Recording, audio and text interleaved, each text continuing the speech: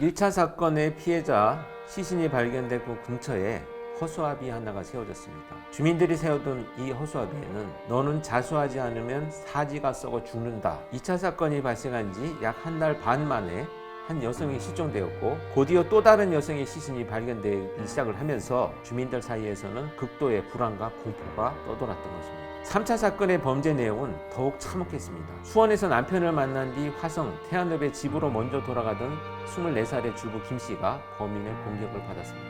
길가부터 논까지 범인에게 끌려간 피해자. 범인은 성폭행을 한 뒤에 피해자의 목을 스타킹으로 졸라서 살해했습니다. 그리고 피해자의 시신을 모래자루가 쌓여있는 둥 밑에 유기하고 도주를 하였습니다. 피해자의 시신이 발견된 건 이듬해인 87년 4월 23일, 안타깝게도 피해자의 집에서 불과 50m 떨어진 장소였습니다. 시신은 하의가 벗겨져 있었고요.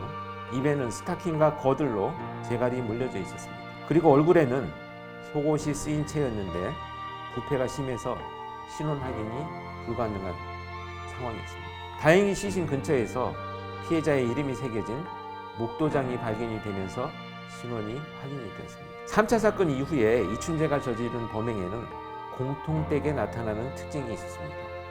이춘재는 피해자의 시신을 멀리 이동하지 않고 범행 장소 근처에 유기를 했으며 피해자의 옷가지 등을 이용해 양손을 결박했습니다. 4차 사건의 피해자는 블라우스로 양손이 결박된 상태였었고요. 5차 사건의 피해자는 상의, 속옷으로 결박이 되어 있었습니다. 스타킹이나 목도리, 상의, 속옷 등으로 피해자의 목을 졸라 살해를 했으며 대부분 하의는 벗겨진 상태였습니다. 피해자의 입에 재갈을 물릴 때도 역시 피해자의 옷가지를 사용했습니다. 비슷한 패턴의 범행이 계속되자 경찰은 수사본부를 설치했고 사건 현장 주민들은 불안감 속에 안타깝게도 서로를 의심해야만 하는 상황이 전개가 되었습니다. 들어는 봤는데 뭐 대략적으로 뭐 살인을 하는 방식 아니면은 그 살인을 하고 나서 이제 그 뭐 전리품이라 그럴까요? 어떤 자기만의 시그니처를 남기는 독특한 자기만의 그 사인을 남기는 듯한 그런 부분을 하는 걸로 알고 있는데 부원장님은 혹시 알고 계십니까? 저도 그 과학 수사를 접하면서 그런 단어에 대한 개념을 뭐 예전부터 접하긴 했는데 좀 더 이해하기 쉽게 한글 버전으로 좀 더 의미가 대체될 수 있는 단어로 사용되면 뭐 일반 국민들한테도 이해가 좀 편할 텐데 그런 외래어가 아직도 버젓이 사용되고 있는 건 의미의 상징성인가 아니면 좀 약간 멋있어 보이려고 그러는 건가 그런 의문이 들기도 합니다.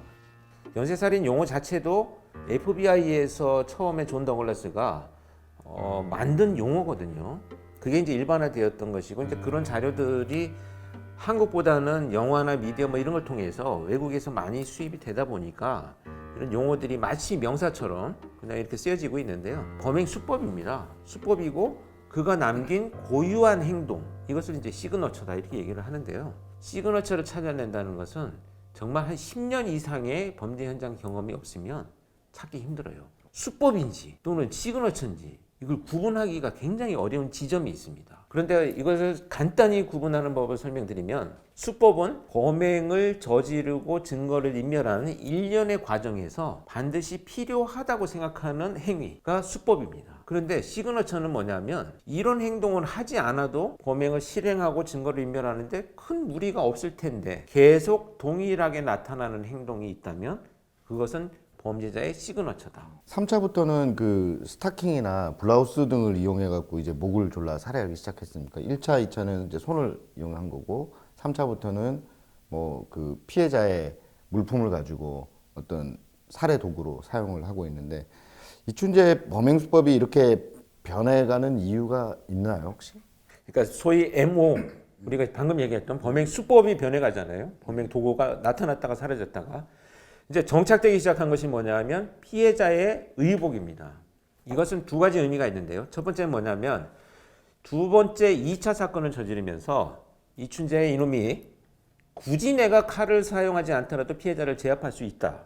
칼을 이용해서 피해자를 제압하는 것보다는 피해자의 의복을 사용해서 피해자를 제압하는 것이 자기의 성적인 환상을 더 크게 부각시켜 주더라라는 것을 아마 인식했을 가능성이 높다. 이렇게 저는 분석을 합니다. 근데 이춘재는 피해자의 시신을 다른 곳에 방치하지 않고 사건 현장 근처에 유기하거나 그냥 그 자리에 유기했는데 이런 유기 형태로 범인의 어떤 상황, 당시의 상태 그런 걸 뭐 쫓긴다 그런 걸 추정할 수 있을까요?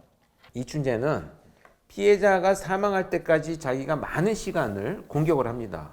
그 다음에 자기 어떤 그 살인의 환상을 충족시키고 나면 이후에 사망한 피해자는 물건처럼 그냥 버리고 간다는 거죠. 4차 사건의 피해자 시신이 발견되면서 언론에서는 대대적으로 이 사건들을 다루기 시작했습니다. 당시 사회는 어떤 눈으로 이 사건을 바라보고 있는지 다시 한번 나레이션을 통해 들어보겠습니다. 1987년 5월 한 신문사는 오리무중이란 제목으로 2단짜리 기사를 실었습니다. 시대가 변하고 발전하면서 새로운 수법과 유형의 범죄들이 나오고 있지만 요새의 수사력은 그에 미치지 못한다는 한탄의 기사였습니다. 게다가 태안읍을 공포로 밀어넣고 있는 연쇄살인 사건은 한국에 이미 있었던 일명 재래형 사건인데도 범인의 윤곽조차 파악하지 못하고 있는 수사력을 질책하는 내용이었습니다. 동네에는 태안에는 치안은 없는가? 라는 벽보가 나붙기 시작했고 주민들은 공포에 떨어야 했습니다. 3차 사건 이후부터는 수사본부가 대폭 확대됐고 마을 방범에 경찰력이 투입되는 등 한때는 주민보다 경찰이 많다는 얘기가 나올 정도였습니다. 수사팀에는 경기도는 물론이고 충청도와 강원도 등에서 차출된 유능한 경찰들이 배치됐고 당시 화성경찰서 직원들이라면 누구나 일과 시간 후에 잠복 근무에 투입되거나 수사를 도왔습니다. 연쇄살인 사건에 동원된 경찰력은 약 27만 명, 용의자로 조사받은 사람만 2만 1,000명이었습니다. 대대적인 수사가 벌어졌지만 성과는 없었습니다. 사건이 벌어졌던 곳 근처의 주민들은 자경단을 조직해 밤마다 순찰을 하기도 했고 여성들은 외출을 삼가했지만 사건은 계속 이어졌습니다. 누군가는 비 오는 날, 누군가는 빨간 옷을 입으면 살해당한다는 소문을 듣기도 했습니다. 당시 시국 때문에 민생 치안이 불안했다는 한탄의 기사도 나왔습니다. 대공 수사를 해야 특진의 기회가 많아 강력 사건 등을 수사하는 일명 수사통은 부족하다는 의견이었습니다. 당시에 누군가는 범인을 두려워했고 누군가는 범인을 잡고 싶어 했습니다. 하지만 이런 혼돈 속에서도 사건은 계속됐습니다. 아까 잠깐 얘기 나왔는데 그 영화 살인의 추억을 보면 그 정경들이나 의경들이 국가 행사에 막 동원되고 그런 장면들이 나오는데 사실 그때가 이제 막 87년 그때가 이제 우리나라 뭐 역사상 가장 큰 행사라고 할 수 있는 올림픽이 88년도에 있지 않았습니까? 그래서 그곳에 동원되는 이제 인력들이 경찰 인력들이 상당히 많았을 것 같은데 그런 영향으로 인해서 혹시 이 이춘재 살인 사건에 좀 집중하지 못했던 그런 영향도 좀 있을까요? 일부 영향이 있다고 봅니다. 그래서 뭐 영향을 줬다라고 하는 것은 사실은 지방에 있는 수사요원들은 인원이 많지가 않습니다. 일단은 그러다 보니까 비전문가인 경찰관들이 마구 동원돼 가지고 무엇을 수사할 것이냐, 뭐 어떤 사람을 찾을 것이냐, 이런 연쇄살인을 저지른 자들은 또 어떤 사람이냐, 이런 개념조차 없이 그냥 예방이나 또는 언론에 나가는 것을 좀 덮기에 급급하지 않았는가 하는 생각도 들고요. 뭐 지금 그런 상황들을 비난한다기보다는 그때 상황이 뭐 과학 수사가 발전한 것도 아니고 또 전문 인력이 수사력이 높은 것도 아니고 또 시국사반 계속 동원되고 있고 비전문가들을 모아가지고 예방이나 발생하지 않는 거에 좀 급급하는 이런 그 환경들 때문에 그런 비난을 많이 받았다 이렇게 보여지고요. 어떻게 보면 그런 점들이 오히려 이 연쇄살인이 계속될 수 있는 환경적인 요인이 되지 않았는가 하는 뭐 안타까움도 좀 남아 있습니다. 당시 기사에서 보면 연쇄살인을 재래형 사건이라고 표현하는 것도 좀 기발한 것 같습니다. 그러니까 기존에 대한민국에 이미 있었던 사건이다라고 얘기를 하고 있는 거고요. 그런 뜻인 것 같은데 저번 시간에 저희가 얘기 나눴던 김대두 사건도 이춘재 사건보다 훨씬 앞서 벌어진 사건이거든요. 당시 기자의 판단대로 이춘재 사건은 재래형 사건이라고 봐도 무방할까요? 근데 뭐 재래형 사건이라는 개념 자체가 뭐 존재하지 않으니까 기자들이 만들어낸 얘기라고 저는 생각을 하고요. 문제는 뭐냐면 이 사건을 어떤 유형의 범죄인지를 그 당시에 어느 누구도 정의하지 못했기 때문에 그냥 임의대로 그런 사건을 아마도 이랬을 것이야 라고 하는 관점에서 붙여진 이름이지 않나 하는 생각이 듭니다. 근데 이게 그 한 가지 흥미로운 것은 어떻게 보면 좀 언론이 좀 과한 설정을 하는 경우들이 있어요. 나중에 정남기 사건 때 우리가 다시 한번 말씀드리겠습니다만 정남규 살인 사건이 났을 때 언론에 어떻게 보도가 됐냐면 비 오는 서울판 살인의 추억이다. 비 오는 날 범행이 이루어졌고 여성을 대상으로 범행을 저질렀기 때문에 비 오는 날 서울에서 벌어진 서울판 연쇄 화상 살인 사건이다. 뭐 이렇게 보도가 됐거든요. 사실 정남규 사건에서요. 비가 오는 날은 전체 범행 중에 3분의 1도 안 됐어요.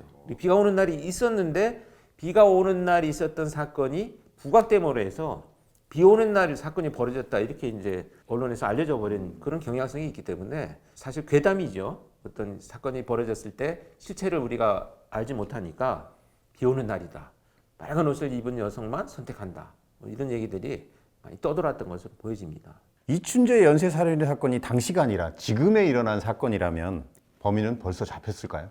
예방을 하기 위한 뭐 CCTV라든지 또는 뭐 각각 블랙박스가 다 있잖아요. 지금 자동차들이. 이런 그 수사의 단서를 찾을 수 있는 지금의 상황이라면 아마도 연쇄살인을 저지르기 전에 한두 건의 범죄로 체포되지 않았겠나 하는 이런 아쉬움이 있죠. 권 박사님이 퇴직하셨는데도 지금 우리 상황이라면 어렵지 않을까요?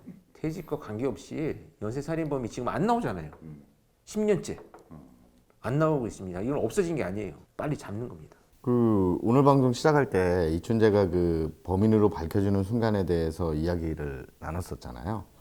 그날로 이제 돌아가서 범인 이춘재에 대해서 좀 이야기를 나눠보겠습니다.